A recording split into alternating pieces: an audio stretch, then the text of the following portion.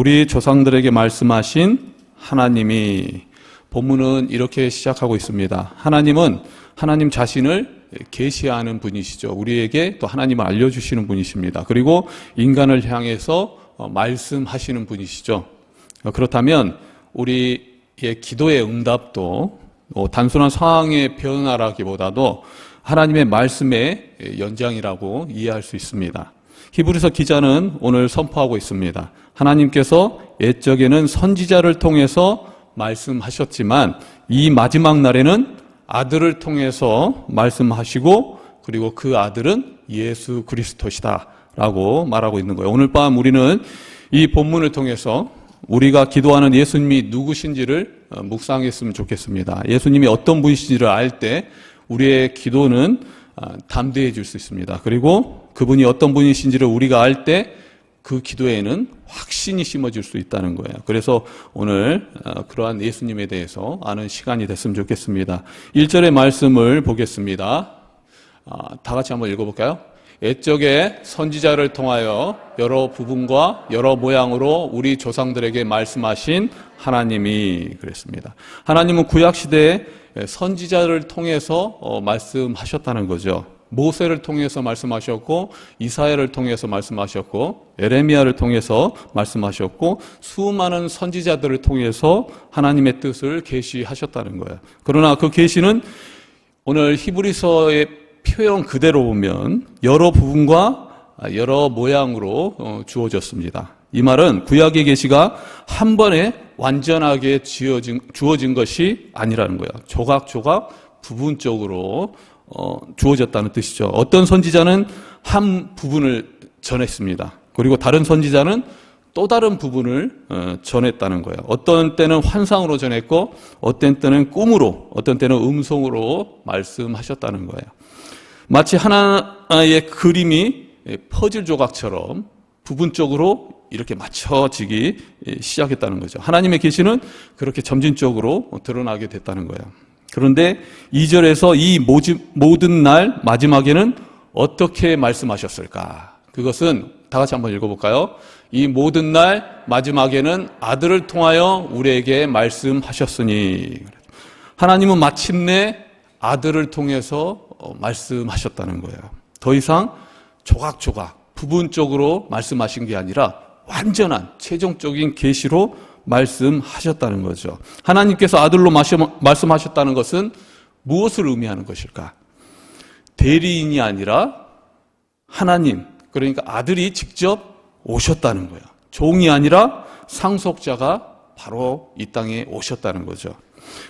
메신저가 아니라 메시지, 그러니까 말씀 자체가 이 땅에 오셨다는 거예요. 왕이 신하를 보낸 것이 아니라 왕자께서 이 땅에, 하나님께서 직접 이 땅에 오셨다는 거죠. 선지자들은 여호와께서 이같이 말씀하시되라고 말했습니다. 그런데 예수님은 이 땅에 오셔서 이렇게 말씀하셨어요. 내가 진실로 진실로 너에게 이르노니.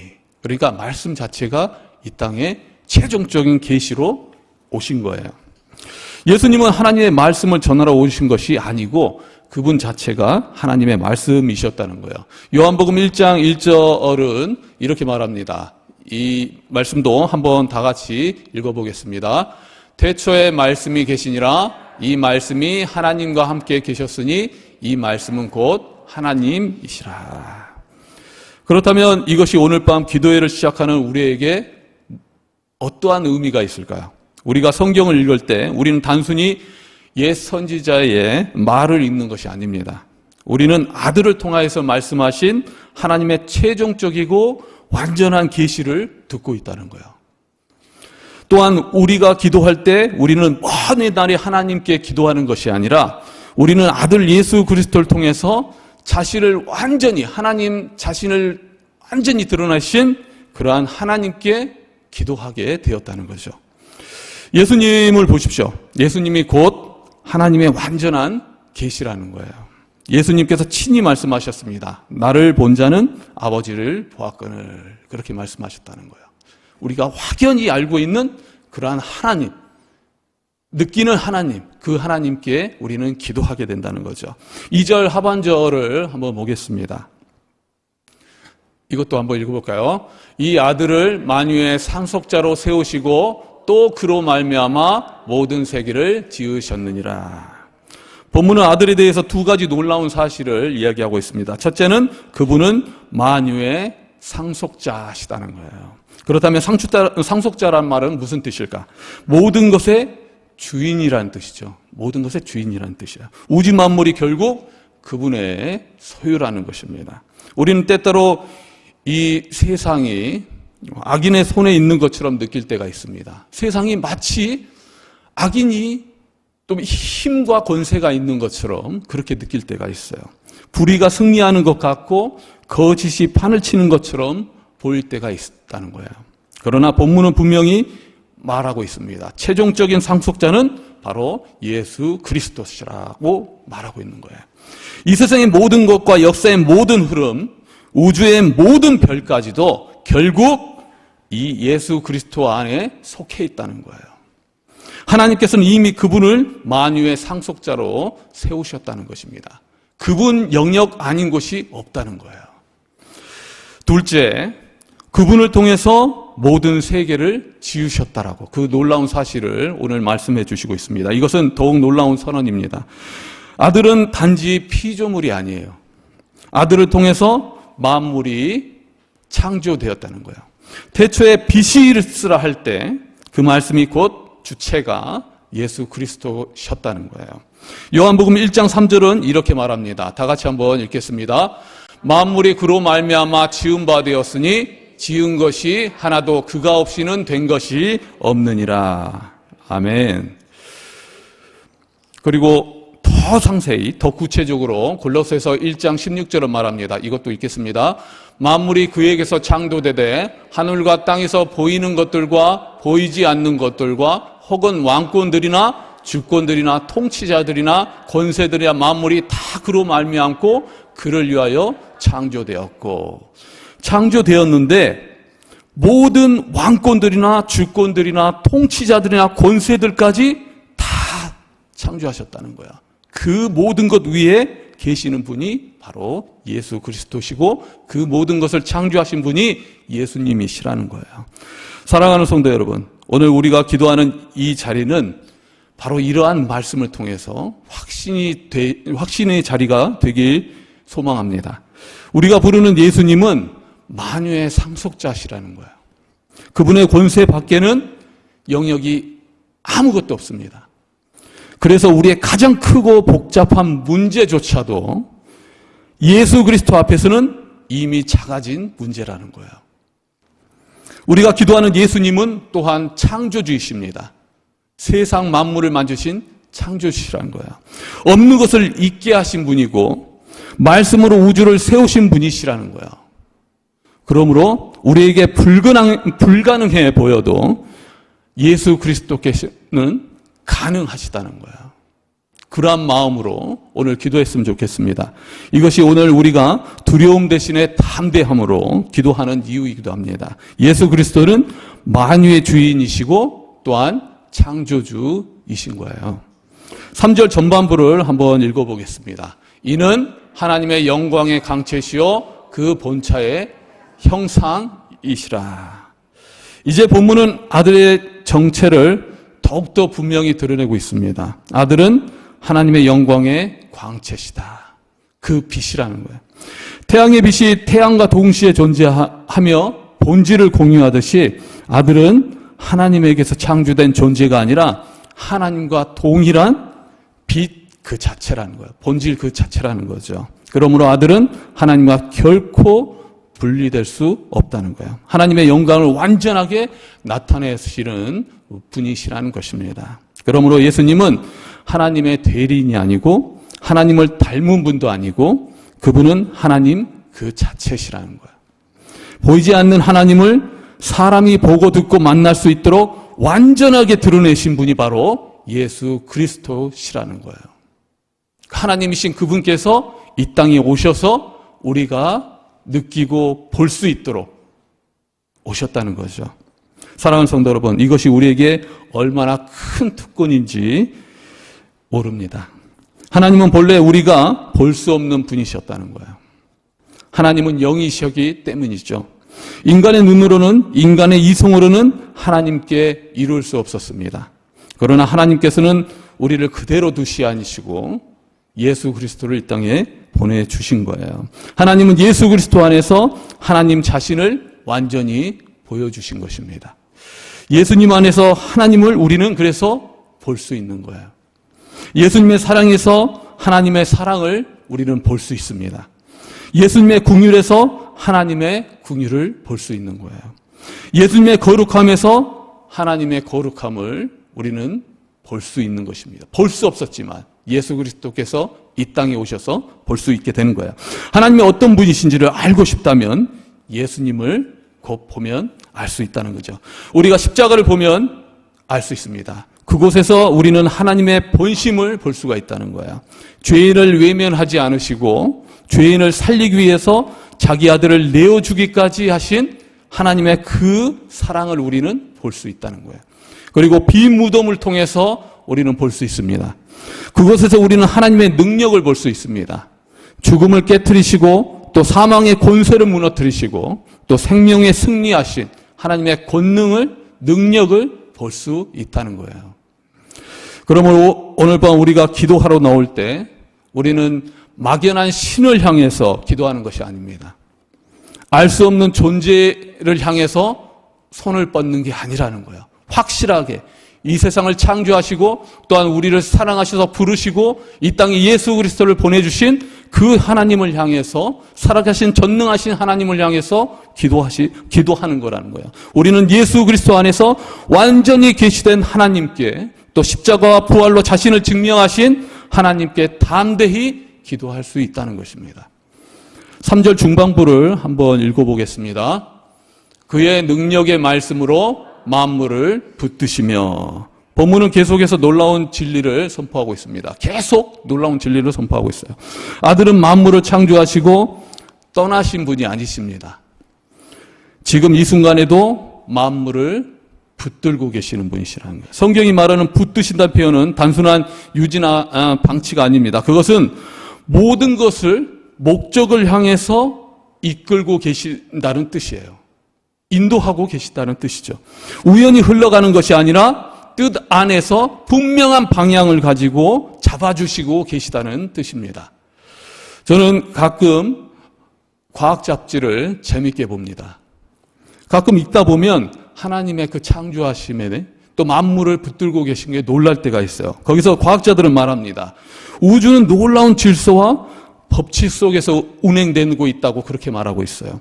지구는 태양의 궤도를 벗어나지 않고 계절은 어김없이 바뀌고 만물은 정교한 균형을 이룬다고 설명합니다. 그러나 그들은 끝내 한 질문에 대해서는 답하지 못합니다. 왜 그 모든 것이 무너지지 않고 계속 유지되는 걸까? 그거에 대해서는 말하지 못한다는 거예요. 성경은 그 이유에 대해서 분명히 말해주고 있습니다. 아들이 그의 능력의 말씀으로 지금도 만물을 붙들고 계시기 때문이라는 거예요. 모든 것을 붙들고 계시기 때문에 그 만물이 아직도 유지되고 있다는 것입니다. 그런데 여러분, 그뿐 아니라 그 안에 있는 우리의 삶도 붙들고 있다는 것입니다. 그분이 우주를 붙드시는 것처럼 우리의 삶도 지금 보이지 않는 그 손이 붙들고 계시다는 거예요. 우리가 무너질 것 같을 때, 우리가 넘어질 것 같을 때 보이지 않는 손에 우리를 붙들고 계속 우리의 삶을 유지하고 계시다는 거예요. 달이 지구를 돌듯이, 지구가 태양을 돌듯이 우리의 삶을 그렇게 붙드시고 인도해 주시고 계시다는 거죠. 사랑하는 성도 여러분, 우리의 삶을 돌아보시기 바랍니다. 우리가 어떻게 여기까지 올 수 있었을까? 우연이 아닙니다. 그리고 우리의 힘도 아니라는 거예요. 그분의 능력의 말씀이 우리를 붙들어 주셨기 때문이라는 것을 믿으시기 바랍니다. 그렇다면 앞으로의 날은 어떻겠습니까? 앞으로의 날은 어떨까요? 지금까지 우리를 붙들고 계셨다면 앞으로의 날도 분명히 붙드실 것을 믿습니다. 여전히 우리의 인생이 불확실해 보이십니까? 아니면 여전히 두려우십니까? 그러나 한 가지는 분명하다는 거예요. 우리를 붙드시는 그분은 변하지 않으시는 분이십니다. 우주를 붙드시는 바로 그 능력의 말씀으로 과거에도 우리를 붙드셨고 오늘도 붙드시고 또 앞으로 끝까지 우리를 붙들어 주실 것을 믿습니다. 그러한 하나님께서 우리의 이 기도의 자리에 함께해 주심을 또한 믿습니다. 이것이 우리가 기도할 때 반드시 붙들어야 할 확신입니다. 우리가 기도하는 예수님은 과거의 분이 아니라 또 지금도 살아계시던 모든 것을 다스리시는 주인 되시는 분이시라는 거야. 그분은 우리의 형편을 아시는 분이시고 우리의 필요를 아시는 분이시고 또한 우리의 눈물과 그 많은 염려와 아픔까지도 아시는 분이시라는 거예요. 그분의 능력의 말씀으로 만물을 붙드시는 분이시고 그러므로 우리의 문제도 우리의 가정도 우리의 교회도 그분의 손에서 벗어나 있지 않다는 것입니다. 그러므로 만물을 붙드시는 그분께 우리의 삶을 맡겨드리는 그러한 기도를 드렸으면 좋겠습니다. 3절 후반부를 다시 한번 보겠습니다. 읽겠습니다. 죄를 정결하게 하는 일을 하시고 높은 곳에 계신 지극히 크신 이의 우편에 앉으셨느니라. 아멘. 이제 본문은 절정을 향해서 나아갑니다. 아들께서 무엇을 하셨습니까? 죄를 정결하게 하는 일을 하셨다는 거예요. 이것이 아들이 이 땅에 오신 이유입니다. 그 하나님께서 또 만유의 상속자께서 이 땅에 인간으로 오셨다는 거죠. 창조주께서 피조물의 모습을 입으신 이유입니다. 그것은 우리의 가장 큰 문제는 가난이 아닙니다. 질병도 아니라는 거예요. 어쩌면 우리가 살면서 가장 큰 문제처럼 여길 수 있지만 어떠한 환난도 아니라는 거죠. 우리의 가장 깊고 치명적인 문제는 바로 죄라는 거예요. 죄는 우리를 하나님으로부터 갈라놓았습니다. 죄는 우리를 사망의 길로 이끌었습니다. 아무리 했어도 스스로 해결할 수 없는 그러한 사망의 구렁텅이에 우리는 있었다는 거예요. 그런데 아들께서 이 죄의 문제를 친히 해결하셨다는 거예요. 이 땅에 인간으로 오셔서 십자가에서 자신의 몸으로 모든 죄를 감당하심으로 그 모든 문제를 해결하셨다는 거예요. 여기서 본문은 이렇게 말하고 있습니다. 하시고 하고 완료형으로 이야기하고 있어요. 이것은 구원의 일이 이미 끝났다는 거예요. 진행 중이 아니라 미완이 아니라 이미 완성되었다는 뜻입니다. 예수님께서 십자가에서 다 이루었다 말씀하신 것처럼 그 말씀은 단순한 고백이 아니라 정말로 구원의 문제를 다 이루신 거예요. 한 가지도 남김없이 모든 것이 다 완성되었다는 뜻입니다. 그러므로 우리가 구원받기 위해서 더 보탤 것은 없어요. 공로를 쌓을 필요도 없고 조건을 채울 필요도 없습니다. 우리는 단지 이미 완성된 그 구원을 믿음으로 받아들이면 되는 거예요. 그리고 그분은 지금 어디 계십니까? 오늘 3절 하반절에서 이렇게 말했었죠. 높은 곳에 계신 지극히 크신 이의 우편에 앉으셨느니라. 이 말은 두 가지를 함께 말해주고 있습니다. 하나는 구원은 이미 완성되었다. 다른 하나는 그 일로 끝난 것이 아니라 지금도 우리 구원을 위해서 예수 그리스도를 중보하고 계시다는 거예요. 지금도 여전히 우리를 붙잡고 계시다는, 구원은 끝났지만 우리를 붙드시는 주님의 사역은 계속되고 있다는 거예요. 그렇다면 우리가 기도할 때 지금 우편에 계신 그 예수님께서 우리의 기도를 도와주실 것입니다. 그분은 지금 하나님 우편에 앉아 계시고 왕의 자리에, 모든 권세의 자리에 앉아 계십니다. 패배자가 아니라 승리자로 앉아 계시다는 거죠. 그 승리하신 예수님께서 그 승리의 자리에 동일하게 우리가 나아갈 수 있도록 우리의 모든 기도와 삶을 인도하고 계시다는 거예요. 그 예수님께서는 우리를 강구하고 계십니다. 그리고 대제사장으로 우리를 대신하는 하나님 앞에 서 계십니다. 침묵 속에서도 연약함 속에서도 우리의 이름을 붙들고 여전히 중보하고 계시다는 거예요. 사랑하는 성도 여러분, 이것이 오늘 밤 기도하는 우리에게 엄청난 위로를 줍니다. 우리가 죄로 인해서 고통스러울 때 우리의 죄를 정결케 하신 그분을 바라봤으면 좋겠습니다. 그리고 그분의 능력 되시는 그 십자가를 바라봄으로 모두 응답받는 시간이 됐으면 좋겠습니다. 우리가 연약함으로 기도조차 할 수 없을 때 하나님의 우편에 앉으신 그분을 기억했으면 좋겠습니다. 승리자 대신, 그리고 우편에서 우리를 중보하신 그분을 기억할 때 분명히 모든 기도에 또 응답하시는 그러한 예수님을 확신할 수 있을 것이라 믿습니다. 사랑하는 성도 여러분, 오늘 우리는 히브리서의 첫 세 절을 통해서 예수 그리스도가 누구신지를 묵상했습니다. 그분은 하나님의 최종적이고 완전한 계시시라는 거예요.